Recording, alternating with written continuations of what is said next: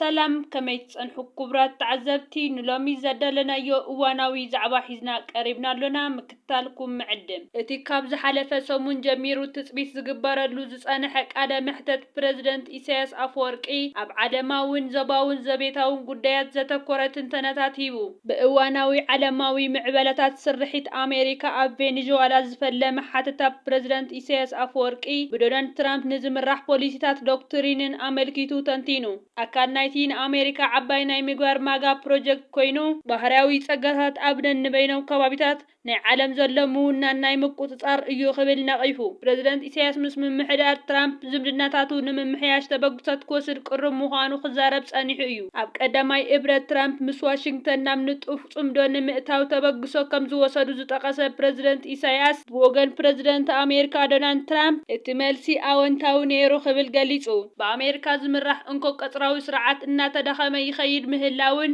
ናይ ኣሜሪካ ምንቁልቃል ከም ዘስዓቦን ፕረዚደንት ኢሳያስ መጉይቱ እቲ ሕጂ ብዋሽንግተን ዝፍጸም ዘሎ ተግባራት ንቻይናን ሩስያን ንምድራት ዝዓለመ ምዃኑ እውን ፕረዚደንት ኢሳያስ ደጊሙ ተዛሪቡ ምስ ምምሕዳር ባይደን ክቕጽልዎ ዝሓሰብዎ ምምሕያሽ ዲፕሎማሲ ግን ፋይዳ የብሉን ኢሎም ተስፋ ከም ዝቆረጽሉ ገሊጹ ዓለም ብፍትሓዊ ብርትዓዊ ዝኾነ ዝምድናታት ክትናበር ክትክእል ኣለዋ ክብል እውን ገሊጹ ሰልፊ ብልጽግና ኣፍ ደገ ቀይሕ ባሕሪ ንምርካብ ዝብል ፕሮፓጋንዳዊ ምንቅስቓስ ኣብ ልዕሊ ሉዓላውነት ኤርትራ ክህልዎ ዝኽእል ጽልዋ እንታይ ምዃኑ ምስ ዝሕተት ንሰበስልጣን ብልጽግና ሰነፍ ነዳይ ፈራሕ ስሱዕ ክብል ወቒስዎም ወሲኹ ድማ ኣዋጅ ኩናት ኣንጻር ህዝቢ ኢትዮጵያ እዩ ብምባል ናይ ማያትን ናይ ካልእ ዝበሃል መዳመቕ ዝቐርብ እዩ ኢሉ እዚ ኩናት እዚ ዘይተዓወጀሉ ከምዘየለ ኩናት ናይ ማያት ኣካል ኢልካ ምእዋጅ ንዓና ብቐጥታ ናይ ቀይሕ ባሕሪ ገለ ኣይኮነን ናይ ናይል ኩናት ኢኻ ትእውጅ ዘለኻ ብምባል እውን ገሊጹ ኣብ ኢትዮጵያ ዘሎ መንግስቲ ኣንጻር ትግራይን ኣምሓራን